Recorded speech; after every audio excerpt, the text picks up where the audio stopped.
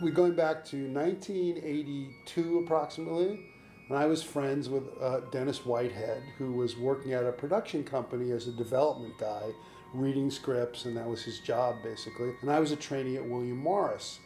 I was an undergraduate at Harvard, so I would get, when I was at William Morris, it was kind of the epicenter of Hollywood, Harvard kids that were interested in showbiz would often call me.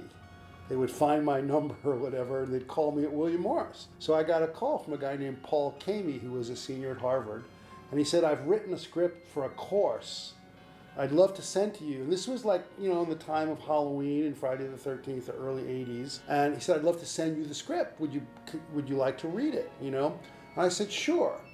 He's probably hoping to get an agent, to represent him or whatever, and the screenplay. So yeah, he sent me the script, and it was called He Sees You When You're Sleeping. And, it was a little, it was amateurish. He was a 21-year-old guy taking a screenwriting course at college, And I don't think maybe he'd written one script before, or maybe it was a second script, I don't know. But it was like 75 pages. But in those 75 pages was the germ of what really became Silent Night, Deadly Night. It was about a psycho character dressed in a Santa Claus suit on the loose in a small Midwestern town on Christmas Eve. And it very much was in the Halloween template. So in that script, the star of the project was a young teenage girl and her friends. And so, she ended up confronting the Santa, and the Santa was picking off the kids one at a time. And it was very generic, and it felt very boilerplate. It felt kind of like all the things we had seen that had come in the theaters over the last prior 5 years. But I really liked the idea of the psycho Santa character. And I called Dennis Whitehead. I said, Dennis, you should read this. I said, we're not going to want to make this script, but read it, because, I think it's the germ of the one-sentence idea is in this. I hadn't known that there had been, prior to that, this was like 1982, 1983.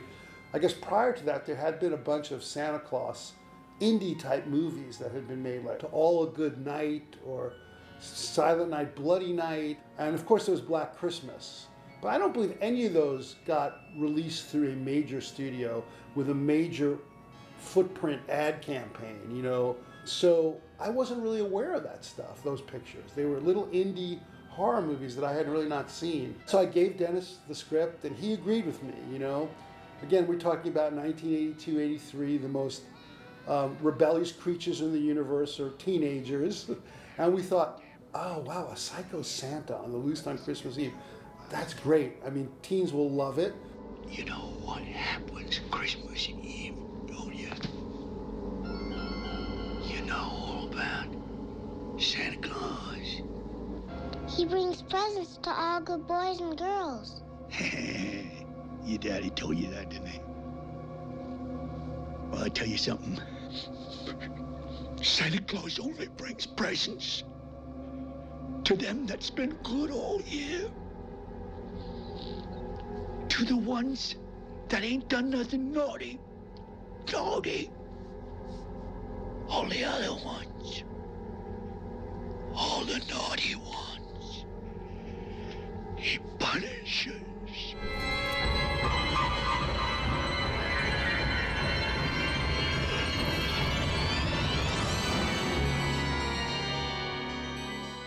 First, Dennis said, you know what, I have a friend named Michael Hickey who's represented by ICM, International Creative Management, which is one of the big three talent agencies in Hollywood, still is, I think. He said, Michael is a friend of mine, and he's written a couple of horror spec scripts that I think are really good. Maybe we want to go to him and see, if he'd be interested in coming up with a whole new take on that one-sentence idea, which we gleaned from Paul Kamey's He Sees You When You're Sleeping. So Michael did, and he was very open to doing it. So we paid Michael $500 to do a treatment, a whole new treatment take on the idea. He did like a 30-some-odd page treatment, and it was the foundation for what became his screenplay for Silent Night, Deadly Night, which in the early development phases was called Sleigh Ride. We love the title. We love what Michael did. We thought it was original because Michael's take on it was the backstory that some people would call the backstory, which was the little Billy at 5 visiting grandpa, the parents on the road driving home, waylaid by the crazy Santa and killing the parents. Billy survives, grows up in the orphanage. Some people, when we finished developing the script, said, this is backstory. We said, that's what we love about it. We don't really view it as backstory. We view it as the story. This is where our story starts. We're going to give you a chance to see what really damaged him, you know? And without that, it could have just been, let's open the movie with a killer Santa on the loose who's in his 20s. He dresses as a Santa suit. He lives in a rundown studio apartment somewhere in a small Midwestern town. He's killing people with an axe and going naughty and punch. And then halfway in the movie, we could have flashed back, like most of the slasher films did. That was kind of the template for slasher storytelling. And we just loved that Michael started sort of from the beginning with the little boy. So you got to really empathize with him, both from the experience that he had on the road and with crazy grandpa, and then crazy Mother Superior. So it's like, if there was an NFL referee, they'd throw a flag called piling on. What did you see upstairs, William? Nothing, Mother Superior. Do you know what they were doing? No, Mother Superior. Good. What they were doing was something very, very naughty. They thought they could do it without being caught.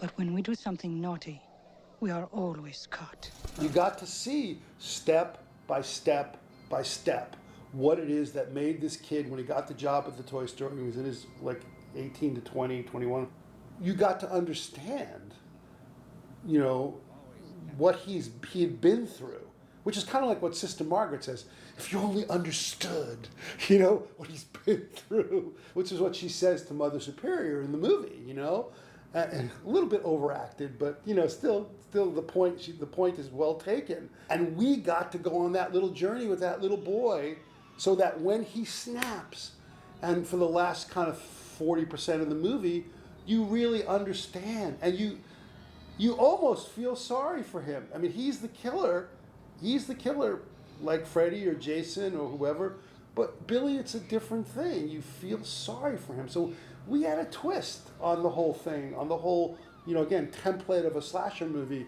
It just wasn't more of the same.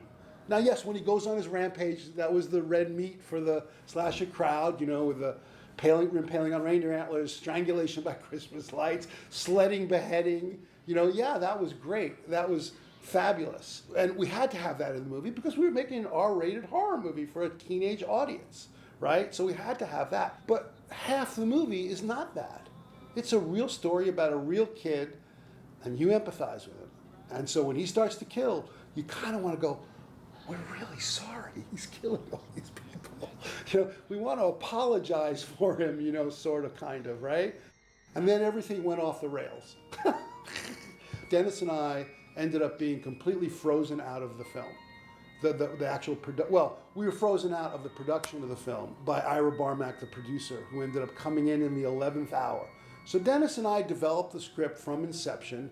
First me with Paul Kamey, and then we brought Dennis in. I brought Dennis as my friend. We partnered. I didn't bring him in, we partnered. And we developed the script with Michael, you know. Well, first the treatment, then the screenplay, a number of drafts for the screenplay over 6 or 8 months. But we didn't have the money to get the film made. We weren't, you know, well-to-do guys financially. We were in our mid-20s, you know. So we needed to get funding to get the film made. Once again, Dennis came in a big way for us, is that through Den's brother, he knew a guy who was in the oil and gas business in in Newport Beach, I think, Southern California area. And he was interested in maybe getting in the film business. So he put up, I think it was $27,500. And then Dan and I had a mutual friend whose family put in $10,000. So we raised $37,500 in 1982, which was a considerable amount of money then. Listen, Bill, reason I dropped by, I've got a little problem maybe you could help me with. I mean, if you'd like to. Of course, Mr. Sims. Anything you want. You just tell me what it is, and I'll be glad to help out. Good. Good boy. Thank you. And then we needed money to make the movie. And the $37,000 we raised to get the script written was not enough to, make a movie. Dennis knew Ira Barmack. Ira had a deal at TriStar Pictures to make some low-budget films. And he read Silent Night, Sleigh Ride, and he loved it. And he brought it to TriStar. TriStar was the new studio in town back in those days. I think it was formed by Columbia Pictures, Coca-Cola, Home Box Office, something like that. So they were looking for their slasher franchise. Paramount had Friday the 13th, Universal had Halloween. Good, bad, or indifferent, TriStar was about to have Sleigh Ride. They changed the title after the film was filmed. TriStar changed it. We did not change it. TriStar changed it to Silent Night, Deadly Night. We gave them the script. They shot that script 99% the way Dennis and I handed it over. We were the guys that developed the script from page one with Michael Hickey, who wrote it. And he hired a guy named Charles Sellier to direct it, who was a local guy up in Utah who was really a producer. He had produced like the Grizzly Adams TV series and like a lot of documentaries like In Search of Noah's Ark, The Conspiracy of Abe Lincoln, who shot, a lot of that kind of stuff, He was the last guy that Dennis and I would have ever hired to direct Silent Night, Deadly Night. I would have hired my grandmother before I hired Charles Sellier to direct Silent Night, Deadly Night. Dennis and I were talking to Albert Magnoli, who had just done, who was out of USC at that time, film school, and the Masters in Fine Arts MFA program. Albert wanted to direct Silent Night, Deadly Night. Albert, by the way, went on to direct Purple Rain with Prince. We were talking to Ken Kwapis, who also went on to direct some great Arrested Development, I think. He directed a bunch of really quality television, and he directed a couple of features also, studio movies. He loved it. He wanted to direct it. I think he was just out of either UCLA or USC with a thesis film that we really liked and saw. We were kind of looking for a really energetic visual, because we said what's on the page is really good. They just got to go out and shoot it and cast it, bring a little style to it, and that's what we were looking for. Once our deal with him was closed, and all his bullshit about, you'll come to Utah, I'll teach you about producing. Because this was Dennis and my first project. This was a first project, And he stopped returning our phone calls. He wouldn't talk to us. That was it. So we got frozen out from that point forward.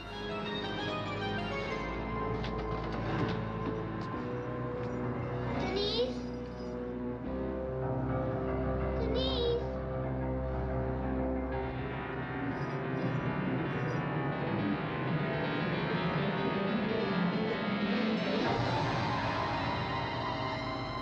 The soundtrack, the score by Perry Botkin, the original songs by Morgan Ames. These were all original songs that Morgan Ames. Perry Botkin was a super talented guy and won a Grammy and was really talented, and the score is fantastic. There were some really good things about the film, but I think when you get down to it, the best thing about the movie was the poster. No, I'm just kidding. The poster was incredible. I think Dennis and I are in agreement that the TriStar original release poster, November 9th, 1984 for Silent Night, Deadly Night, is the greatest slasher movie poster of all time. When we saw that poster for the first time, it was done by Bert Klieger, who was the designer, hired by TriStar to do it. I remember we got a FedEx, one of those poster mailer rolls things that, they put posters in, and we unrolled it and it was like, oh my fucking God, this is incredible, You've made it through Halloween, now try to survive Christmas, and Silent Night, Deadly Night, he knows when you've been naughty. The taglines were perfect. The poster image was beyond, and we were really excited. None of us expected, the studio didn't expect the backlash. Just another slasher movie for teenagers, When the movie was released by TriStar in 1984 in November, they released it on 398 screens with the intention of going wide 2 weeks later to about 1,000 plus. In those days, that was wide. Now wide is like 4,000 screens or 3,500 screens for a Marvel movie or something like that. It opened up and it grossed, it was like the number 3 or 4 grossing movie the weekend it opened. It outgrossed A Nightmare on Elm Street, the first one, but that was opened only in 190 theaters. They were going to go wide, and the protests started. Parents started picketing. I think there were a lot of it was a much more conservative time in America. Ronald Reagan was president, and I think a lot of parents were just sick of the teen pop culture. The psycho hard rock records with, devilish things. I don't know, it was Black Sabbath or whoever it was, There were hearings in Congress, at the time, on lyrics and rock music. And you had a lot of parents who were just sick of all the slasher movies. They were really sick of all the slasher movies. So here comes Santa down the pipeline with an axe and a box cutter, It was like the straw that broke the camel's back for a lot of parents. And I took my mom to see it in Brooklyn, New York, where I grew up. And there were people picketing in front of the theaters. It was crazy,